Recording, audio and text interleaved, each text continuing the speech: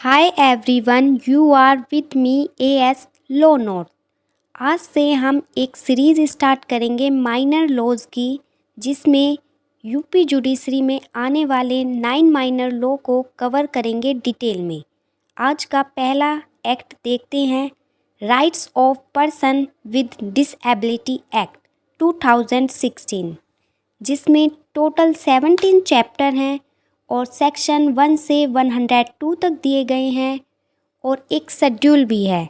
आइए डिस्कस करते हैं। इंट्रोडक्शन से स्टार्ट करते हैं। इंडिया ने साइन किया और रेक्टिफाई किया the United nation convention on right of person with disability, जो डील किया था 2007 में, जिसका ऑब्जेक्टिव यह था कि डिसेबल पर्सन की रिस्पेक्ट की जाए। जिसके बाद rights of persons with disabilities act 2016 enact किया जाता है पार्लियामेंट के द्वारा।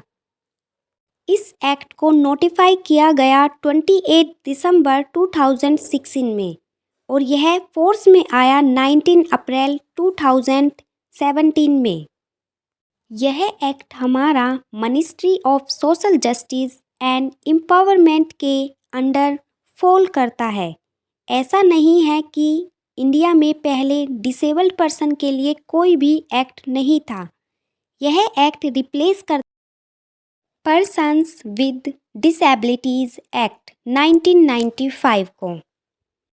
यह जो एक्ट है RPWD 2016, यह एक्ट पास किया गया था यह इंसिक्योर करने के लिए कि जो पर्सन डिसेबिलिटी से ग्रस्त हैं या जिन पर्सन को किसी भी प्रकार की डिसेबिलिटी है, उन्हें भी राइट है कि वह डिग्निटी लाइफ को जिए बिना डिस्क्रिमिनेशन के। किसी भी टाइप की डिस्क्रिमिनेशन उनके साथ ना की जाए और उनकी जो डिसेबिलिटी है वह एक्सेप्ट की जाए सोसाइटी के द्वारा as a part of human diversity.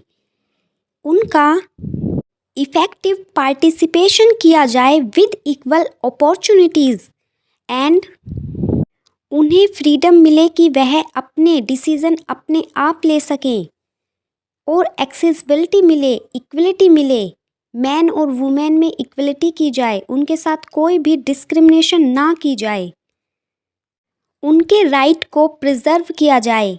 यह सब इंसिक्योर करने के लिए इस एक्ट को पास किया गया था।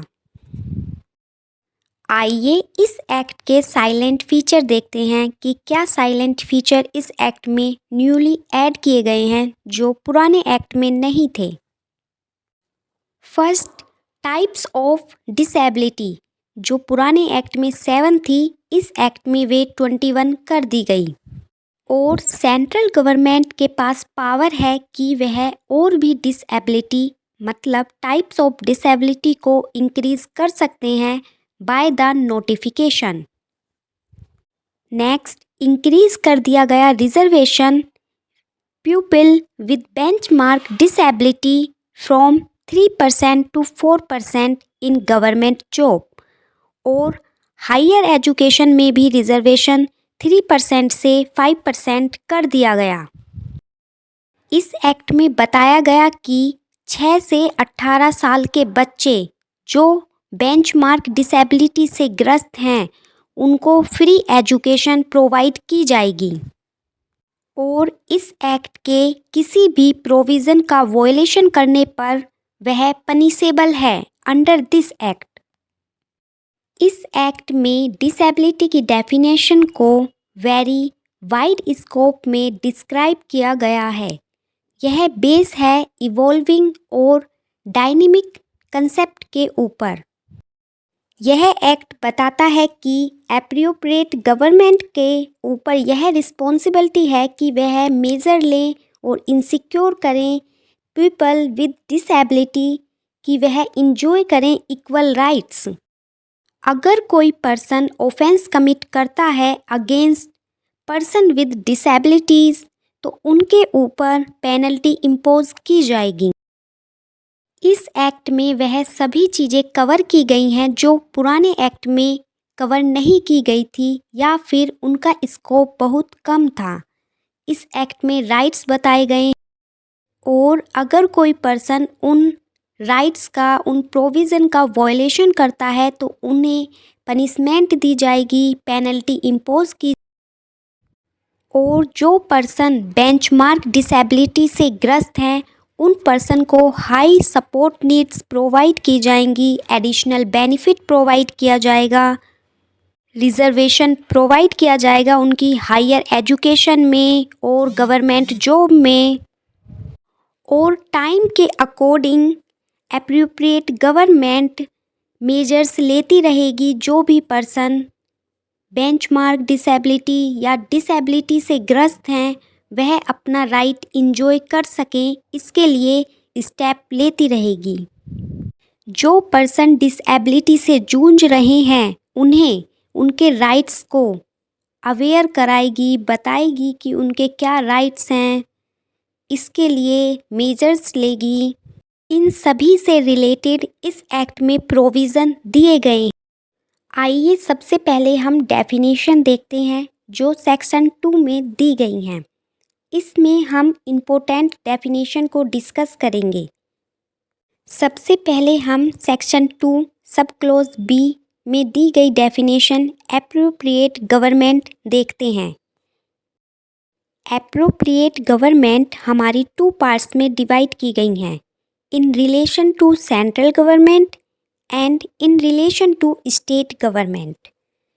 In relation to central government में any establishment wholly और substantially फाइनेंस की गई हो स्टेट गवर्नमेंट के द्वारा वह इंक्लूड होगी। और कैंटोनमेंट बोर्ड जो कैंटोनमेंट एक्ट 2006 के अंदर दिया गया है वह सेंट्रल गवर्नमेंट में इंक्लूड होगा। उसके लिए एप्रोप्रिएट गवर्नमेंट सेंट्रल गवर्नमेंट होगी।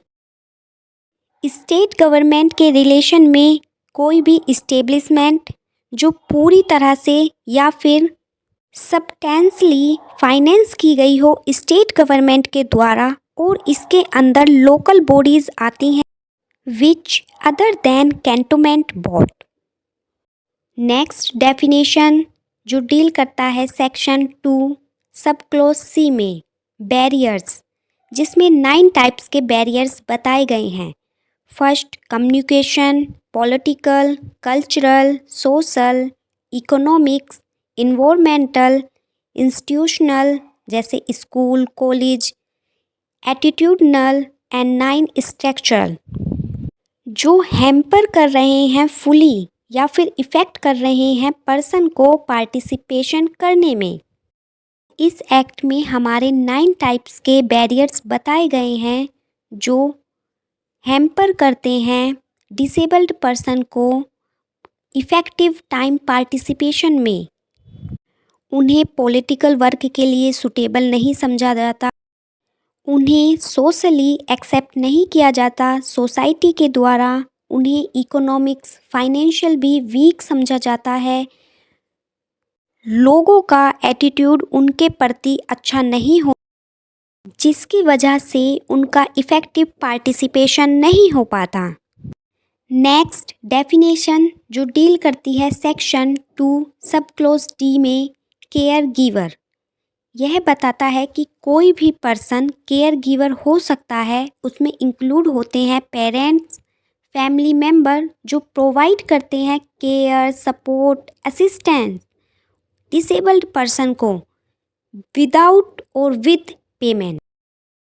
नेक्स्ट डेफिनेशन सेक्शन 2 सब क्लोज एच जो डील करती है डिस्क्रिमिनेशन से।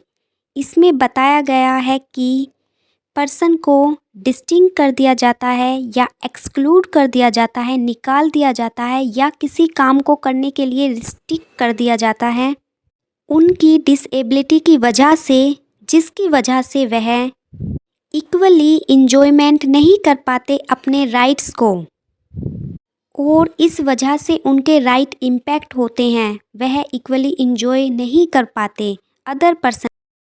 ऐसे पर्सन को हम कहते हैं कि उन्हें डिस्क्रिमिनेट कर दिया गया है सोसाइटी से या किसी बेसिस पर उनके राइट को, उनके राइट का वॉयलेशन हो रहा है डिस्क्रिमिनेशन के कारण। नेक्स्ट सेक्शन 2 सब क्लोज एल कहता है हाई सपोर्ट।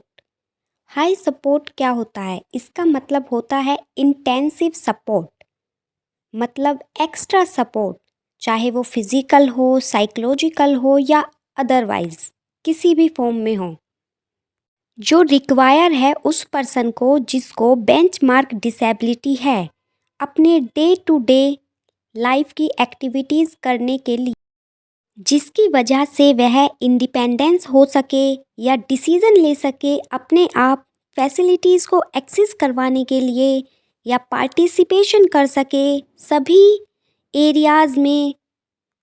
इसका मतलब हुआ कि हाई सपोर्ट का मतलब है कि जो पर्सन बेंचमार्क डिसेबिलिटी से ग्रस्त हैं उन पर्सन की हेल्प करना, उन्हें एक्स्ट्रा सपोर्ट करना ताकि वह अपना काम इंडिपेंडेंस होके कर सकें, वह डिसीज़न ले सकें या किसी भी फील्ड में पार्टिसिपेशन कर सकें।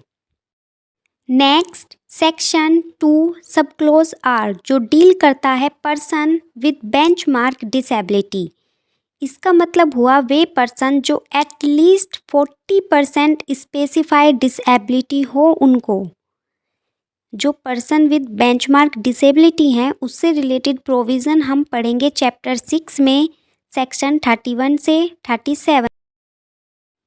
पर्सन विद बेंचमार्क डिसेबिलिटी कौन होता है? तो वह पर्सन जिसे एटलीस्ट 40% स्पेसिफाइड डिसेबिलिटी हो, या तो वो मेजरेबल टर्म में हो या फिर नॉन मेजरेबल टर्म में हो, और अगर वह मेजरेबल टर्म में है तो वह सर्टिफाई होना चाहिए बाय सर्टिफाइंग अथॉरिटी, जिसे हम डील करेंगे चैप्टर 10 में सेक्शन 56 से 59 में। अब हम डील करेंगे कि स्पेसिफाइड डिसेबिलिटी होती क्या है। तो यह डील करती है सेक्शन 2 सब क्लोज ZC में, जिसमें यह बताया गया है कि स्पेसिफाइड डिसेबिलिटी मेंशन है शेड्यूल में। आइए देखते हैं। इसकी प्रोनाउंसिएशन शेड्यूल होगी या स्केड्यूल होगी वो आप देख लेना। शेड्यूल में बताया गया है कि स्पेसिफाइड डिसेबिलिटी को 6 कैटेगरी में डिवाइड किया गया है। फर्स्ट फिजिकल डिसेबिलिटी, जिसमें हमारी फर्स्ट आती है लोकोमोटर डिसेबिलिटी। इसमें हमारा इंक्लूड है लेप्रेसी, सेरेब्रल पॉल्जी, ड्राफिज्म, डिस्टफी और एसिड अटैक, जो हमारा न्यूली ऐड किया गया है। नेक्स्ट आती है हमारी विजुअल इम्पेयरमेंट, जिसमें ब्लाइंडनेस या लो विज़न हो जाता है। नेक्स्ट हियरिंग इम्पेयरमेंट, जिसमें डेफ या हार्ड ऑफ हियरिंग की प्रॉब्लम हो जाती है। अगला है स्पीच एंड लैंग्वेज डिसेबिलिटी, जिसमें बोलने में या फिर लैंग्वेज को समझने में प्रॉब्लम होती है। ये सभी हमारी फिजिकल डिसेबिलिटी में इंक्लूड होती है। सेकंड आती है इंटेलेक्चुअल डिसेबिलिटी, जिसमें पर्सन को रीजनिंग, लर्निंग या प्रॉब्लम सॉल्विंग जैसे क्वेश्चन करने में दिक्कत आती है, नंबर समझने में दिक्कत आती है, उन्हें नंबर पहचानने में दिक्कत होती है। ये सब डील करता है इंटेलेक्चुअल डिसेबिलिटी। थर्ड है हमारी मेंटल बिहेवियर, जिसमें मूड, परसेप्शन, थिंकिंग चेंज होते रहते हैं। जजमेंट जिससे इम्पैक्ट होता है, जजमेंट, बिहेवियर, कभी वो सैड हो जाते हैं, कभी बहुत ज़्यादा हैप्पी हो जाते हैं, तो ये सब डील करती है मेंटल बिहेवियर से। नेक्स्ट है हमारी disability due to chronic neurological, जो इफ़ेक्ट करती है सेंट्रल और पेरिफेरल नर्वस सिस्टम को, और यह प्रोसेस को हमारी स्लो कर देती है। अगली है ब्लड डिसऑर्डर, जिसमें हीमोफीलिया या सिकल सेल डिसीज़ आती है। फिफ्थ आती है मल्टीपल डिसेबिलिटी, जिसमें मोर देन वन डिसेबिलिटी हो, मतलब जो ऊपर डिसेबिलिटी हमने डिस्कस की हैं वो 2 से ज़्यादा हों। नंबर 6 पे आती है central government by notification can add any other category. Central government notification के थ्रू और भी डिसेबिलिटी को ऐड कर सकता है। अब हम नेक्स्ट डेफिनेशन को पढ़ते हैं जो डील करता है सेक्शन 2 सब क्लोज एस से, जिसमें हम डील करेंगे पर्सन विद डिसेबिलिटी। अभी जो हमने पढ़ा वह पढ़ा पर्सन विद बेंचमार्क डिसेबिलिटी। अब हम देखेंगे पर्सन विद डिसेबिलिटी मतलब होता है कि long term physical, mental, intellectual या सेकेंडरी इम्पेयरमेंट जो इंटरेक्शन में बैरियर का काम कर रहा है, जो सोसाइटी में इफेक्टिव पार्टिसिपेशन में बाधा बन रहा है। इसका अर्थ हुआ कि पर्सन विद डिसेबिलिटी में वह पर्सन इंक्लूड होंगे जिन्हें long term physical, mental, intellectual, secondary impairment मतलब नर्वस सिस्टम से रिलेटेड कोई ऐसी डिसीज़ हो गई है जिसकी वजह से उनका इफ़ेक्टिव पार्टिसिपेशन सोसाइटी में नहीं हो रहा या उसकी वजह से कोई प्रॉब्लम क्रिएट हो रही है। अगली डेफिनेशन की तरफ चलते हैं जो डील करती है सेक्शन 2 सब क्लोज टी से, जो डील करता है person with disability having high need support. High need support हमने देख लिया है सेक्शन 2 सब क्लोज एल में। अब हम देखते हैं person with disability having high support need. वह पर्सन होते हैं जो टेक केयर नहीं कर पाते अपनी डेली नीड्स को भी, वह बेसिक काम, बेसिक एक्टिविटीज़ को भी नहीं कर पाते, जैसे एजुकेशन या फिर कोई भी डे टू डे लाइफ में होने वाली एक्टिविटीज़ को भी वह नहीं कर पाते। ऐसे पर्सन को सेक्शन 58 के सबसेक्शन 2A में जाना होगा और अथॉरिटी से सर्टिफिकेशन लेना होगा कि हम person with disability having high supports need है हमें, तो इसके लिए हमें सर्टिफिकेट दें। इस वीडियो में हमने इस एक्ट के सेक्शन 1 और 2 जो डील करता है चैप्टर 1 को देखा है, उससे रिलेटेड साइलेंट फीचर, इंट्रोडक्शन को पढ़ा है। नेक्स्ट वीडियो में हम इसके आगे के चैप्टर को डिस्कस करेंगे। Thank you.